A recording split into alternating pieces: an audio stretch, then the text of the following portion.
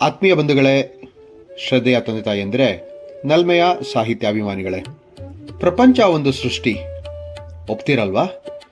ಒಂದು ಸೃಷ್ಟಿ ಇದೆ ಅಂತಂದಾಗ ಅದಕ್ಕೊಬ್ಬ ಸೃಷ್ಟಿಕರ್ತನಿರ್ತಾನೆ. ಆ ಸೃಷ್ಟಿಗೆ ಒಂದು ಕಾರಣವಿರುತ್ತೆ. ಆ ಸೃಷ್ಟಿಯನ್ನ ಸೃಷ್ಟಿಸಿದವನ ಆ ಕಾರಣ ಎಲ್ಲರಿಗೂ ತಿಳಿಯೋದಿಲ್ಲ. ಅದೇ ಸೋಜಿಗದ ಸಂಗತಿ. ಅದಕ್ಕೆ ಅವನನ್ನ ಗುಹ್ಯ, ಅವ್ಯಕ್ತ ಅಂತೆಲ್ಲ ನಾವು ಕರಿತೀವಿ. ಇದರ ಬಗ್ಗೆ ಸಾಕಷ್ಟು ವಾದ ವಿವಾದಗಳು ನಡೆದಿದೆ. ಆದರೆ ಆ ಒಂದು ಸರಿಯಾದಂತಹ ನಿಷ್ಕರ್ಷಕ್ಕೆ ಯಾರೂ ಬರಲಾಗಲಿಲ್ಲ. ಸೃಷ್ಟಿಕರ್ತನ ಈ ಕಾರ್ಯ ಯಾಕೆ, ಯಾರಿಗೆ, ಯಾರಿಗೋಸ್ಕರ, ಯಾವುದಕ್ಕೆ ಎಂಬೆಲ್ಲ ಪ್ರಶ್ನೆಗಳಿಗೆ ನಮ್ಮಲ್ಲಿ ಉತ್ತರ ಇಲ್ಲ. ಈ ನೈಜತೆಯ ಪ್ರಮಾಣ ಯಾರ್ಯಾರಿಗೆ ಸಿಗುತ್ತದೆ ಎನ್ನುವುದನ್ನ ಈ ಒಂದು ಕಾಗದಲ್ಲಿ ಬಹಳ ಸುಂದರವಾಗಿ ಎಳೆಯಾಗಿ ಬಿಚ್ಚಿಡ್ತಾರೆ ಡಿ.ವಿ.ಜಿ. ಅವರು. ಈ 54ನೇ ಕಗ್ಗ ಹೀಗಿದೆ.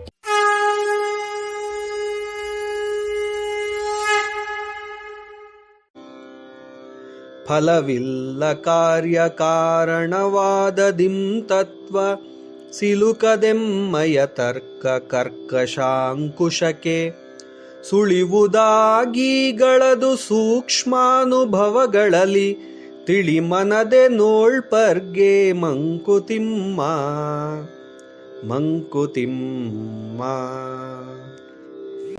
ಫಲವಿಲ್ಲ ಕಾರ್ಯ ಕಾರಣವಾದದಿಂ ತತ್ವ. ಎಷ್ಟು ಚೆನ್ನಾಗಿ ಹೇಳ್ತಾರೆ ನೋಡಿ. ಫಲವಿಲ್ಲ ಅಂದ್ರೆ ಏನು ಉಪಯೋಗ ಇಲ್ಲ. ಯಾವುದರಿಂದ ಉಪಯೋಗ ಇಲ್ಲ? ಕಾರ್ಯ ಮತ್ತು ಕಾರಣ ಎಂಬಂತಹ ವಾದಗಳಿಂದ ಯಾವುದು ಪ್ರಯೋಜನವಿಲ್ಲ. ಯಾಕೆಂತಂದ್ರೆ ಈ ಸೃಷ್ಟಿಯನ್ನ ಅರ್ಥ ಮಾಡ್ಕೋಬೇಕಾದ್ರೆ ವಾದ, ಕಾರಣ, ಕಾರ್ಯ ಮತ್ತೆ ಸಿದ್ಧಾಂತಗಳಿಂದ ಸಾಧ್ಯನೇ ಇಲ್ಲ ಅಂತ ಹೇಳ್ತಾ ಇದ್ದಾರೆ.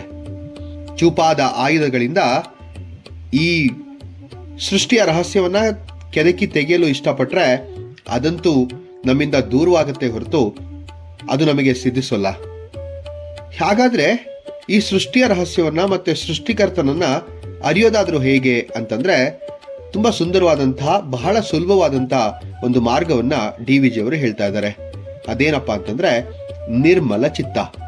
ಅಂದ್ರೆ ಶುದ್ಧ ಚಿತ್ತದಿಂದ ಮಾತ್ರ ಆ ಪರಮಾತ್ಮನ, ಆ ಒಂದು ಸೃಷ್ಟಿಕರ್ತನ ವಿಚಾರವನ್ನ ಅರಿಯೋದಿಕ್ಕೆ ಸಾಧ್ಯ ಅಂತ ಹೇಳ್ತಾ ಇದ್ದಾರೆ. ತಿಳಿಯಾದ ನಿರ್ಮಲವಾದಂತಹ ಮನಸ್ಸಿನಿಂದ ಮಾತ್ರ ಇರಬಯಸುವವರಿಗೆ, ಆ ಸೂಕ್ಷ್ಮ ಗ್ರಾಹಿಗಳು ಅಂತ ಕರಿತೀವಿ ಅವ್ರನ್ನ, ಆ ಸೂಕ್ಷ್ಮ ಗ್ರಾಹಿಗಳಿಗೆ ಮಾತ್ರ ಆ ಸೃಷ್ಟಿಕರ್ತನ ಇರುವು ಮಿಂಚಿನಂತೆ ಬಂದು ಗೋಚರವಾಗಿ ಹೊರಟೋಗುತ್ತೆ. ಶಾಶ್ವತವಾಗಿ ಅಲ್ಲೂ ಕೂಡ ಅವರಲ್ಲಿ ಇರಲ್ಲ. ಮನಸ್ಸು ನಿರ್ಮಲವಾಗಿರಿಸುವುದು ಅಂದ್ರೆ ಏನು? ಮರ್ಕಟಃ, ಮನವೆಂಬುದು ಒಂದು ಮರ್ಕಟ ಅಂತ ಹೇಳಿದ್ವಲ್ಲ. ಆ ಮನಸ್ಸು ಏಕಚಿತ್ತದಲ್ಲಿಡುವುದು ಹೇಗೆ ಅನ್ನೋದೇ ಒಂದು ಯಕ್ಷ ಪ್ರಶ್ನೆ.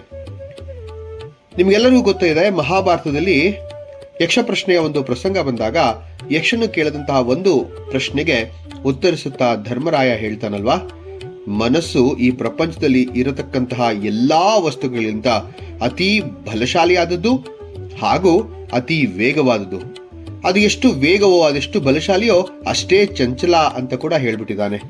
ಹಾಗಾಗಿರೋದ್ರಿಂದ ಸೃಷ್ಟಿಯನ್ನ ಅರಿಬೇಕಾದ್ರೆ ಆ ಮನಸ್ಸು, ಆ ಚಂಚಲವಾದಂತಹ ಮನಸ್ಸನ್ನ ಒಂದು ಏಕಾಗ್ರ ಚಿತ್ತದಲ್ಲಿಟ್ಟು ಅದನ್ನ ನಮ್ಮ ಹತೋಟಿಗೆ ತೆಗೆದುಕೊಂಡು ತಿಳಿಯಾದ ಮನಸ್ಸಿನಿಂದ, ನಿರ್ಮಲವಾದಂತಹ ಮನಸ್ಸಿನಿಂದ ಆ ಸೃಷ್ಟಿಕರ್ತನನ್ನ ತಿಳಿಯಲು ಪ್ರಯತ್ನ ಪಟ್ರೆ ಆಗ ಆ ಸೃಷ್ಟಿಕರ್ತನ ಒಂದು ಇರುವಿಕೆ ನಮಗೆ ಗೋಚರ ಆಗುತ್ತೆ ಅಂತ ಹೇಳ್ತಾರೆ. ಅದು ಬಿಟ್ಟು ವಾದ, ವಿವಾದಗಳು, ಸಿದ್ಧಾಂತಗಳೆಂಬಂತಹ ತೀಕ್ಷ್ಣ ಆಯುಧಗಳಿಂದ ಕೆದಕಿ ಆ ವೈಚಿತ್ರವನ್ನ ತಿಳಿಯಬೇಕು ಅಂತ ಅನ್ಕೊಂಡ್ರೆ ಅದು ತಿಳಿಯಲು ಅಸಾಧ್ಯವಾಗುತ್ತೆ. ನಮ್ಮಿಂದ ದೂರವಾಗ್ತಾ ಹೋಗ್ಬಿಡುತ್ತೆ. ವಾದದಿಂದ ವಿವಾದ ಆಗುತ್ತೆ ಅಂತ ಹೇಳ್ತಾರೆ. ತರ್ಕದಿಂದ ವಿಷಯಗಳು ಅನೇಕ ಮಜಲಗಳನ್ನ ಪಡೆದು ತನ್ನ ಮೂಲದಿಂದ ವಿಚಲಿತವಾಗಿ ಬೇರೆಲ್ಲೋ ಹಾದು ಹೋಗ್ಬಿಡುತ್ತೆ.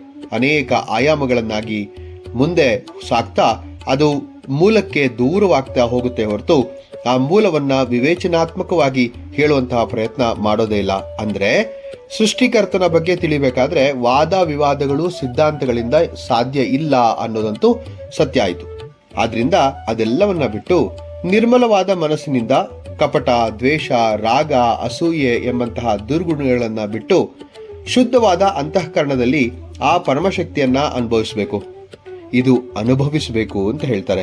ಅಂದ್ರೆ ಅನುಭವಿಸುವಂತಹ ಒಂದು ಶಕ್ತಿ ನಮ್ಮಲ್ಲಿ ಬರಬೇಕಾದ್ರೆ ನಿರ್ಮಲ ಚಿತ್ತ ಅತ್ಯಗತ್ಯ. ಅನುಭವಿತವಾದಂತಹ ವಿಚಾರಣೆಗೆ ಅಥವಾ ವಿವರಣೆಗೆ ನಿಲುಕದ್ದು ನೋಡಿ. ಆದ್ದರಿಂದಲೇ ಭಕ್ತಿಯಿಂದ ದೈವಿ ಸಾಕ್ಷೀತ್ಕರಿಸಿಕೊಂಡವರನ್ನ ತಮಗಾದಂತಹ ಅನುಭವವನ್ನ ಅವರು ಡಂಗೂರ ಸಾರಲ್ಲ. ಅವರಿಗೆ ದೈವಾನುಗ್ರಹ ದೈವಿ ಕಟಾಕ್ಷ ಉಂಟಾದ್ರೆ ಅವರು ಎಲ್ಲವನ್ನ ಬಿಟ್ಟು ಮೌನಕ್ಕೆ ಶರಣಾಗಿ ಅಂತರ್ದಾಯಿಗಳಾಗಿ ಸುಮ್ಮನೆ ಇದ್ಬಿಡ್ತಾರೆ. ಆ ಪ್ರಯತ್ನವೇ ಸುಂದರ. ನಮ್ಮಲ್ಲಿ ಅಂತಹ ಉದಾಹರಣೆಗಳು ಬಹಳಷ್ಟಿದೆ. ರಾಮಕೃಷ್ಣ ಪರಮಹಂಸರಿಂದ ಹಿಡಿದು ಬಹಳಷ್ಟು ಜನ ದೈವಿ ಪುರುಷರು ಈ ಒಂದು ಶಕ್ತಿಯನ್ನ ಅನುಭವಿಸಿ ಮೌನಕ್ಕೆ ಶರಣಾಗಿರುವಂತಹ ವಿಚಾರ ನಮ್ಮ ಮುಂದೆ ಇದೆ. ಆ ಪ್ರಯತ್ನವೇ ಅತಿ ಸುಂದರ ಅಂತ ಹೇಳ್ಬೋದು ಮತ್ತು ಅದರ ಅನುಭವವೇ ವರ್ಣನಾತೀತ. ಫಲವಿಲ್ಲ ಕಾರ್ಯ ಕಾರಣವಾದದಿಂ ತತ್ವ ನಿಲುಕದೆಮ್ಮೆಯ ತರ್ಕ ಕರ್ಕಶಾಂಕುಶಕ್ಕೆ ಸುಳಿವುದಾಗಿಗಳದು ಸೂಕ್ಷ್ಮಾನುಭವಗಳಲ್ಲಿ ತಿಳಿ ಮನದೆ ನೋಳ್ಬರ್ಗೆ ಮಂಕುತಿಮ್ಮ ಅಂತ ಹೇಳಿದ್ರು. ಫಲವಿಲ್ಲ ಕಾರಣ ಮತ್ತು ಕಾರ್ಯಗಳಲ್ಲಿ ಈ ಕಾರಣ ಮತ್ತೆ ಕಾರ್ಯ ಅಂತಕ್ಕಂಥದ್ದು ವಾದಗಳು. ಈ ವಾದಗಳಲ್ಲಿ ಏನೂ ಉಪಯೋಗವಾಗೋದಿಲ್ಲ ಮತ್ತು ವಿಚಾರವೆಂಬ ಒರಟಾದ ಆಯುಧಗಳಿಂದ ಸಿದ್ಧಾಂತಗಳು ನಮ್ಮ ಕೈಗೆ ಎಟುಕೋದಿಲ್ಲ. ಅದು ಯಾರಿಗಪ್ಪ ಎಟುಕತ್ತೆ ಅಂತಂದ್ರೆ ತಿಳಿ ಮನಸ್ಸಿನಿಂದ ನೋಡುವವರಿಗೆ ಅವರ ಸೂಕ್ಷ್ಮ ಅನುಭವಗಳಲ್ಲಿ ಅದು ಆಗೀಗ ಕಾಣಸಿಗುತ್ತೆ, ಸ್ಥಿರವಾಗಿ ಇರೋದಿಲ್ಲ ಅಂತಕ್ಕಂಥ ಮಾತು ಇಲ್ಲಿ ಹೇಳ್ತಾರೆ. ಎಷ್ಟು ಸುಂದರವಾದಂತಹ ಕಗ್ಗ. ಮುಂದಿನ ಕಗ್ಗದೊಂದಿಗೆ ಮತ್ತೆ ಭೇಟಿ ಆಗ್ತೇನೆ. ನಮಸ್ಕಾರ.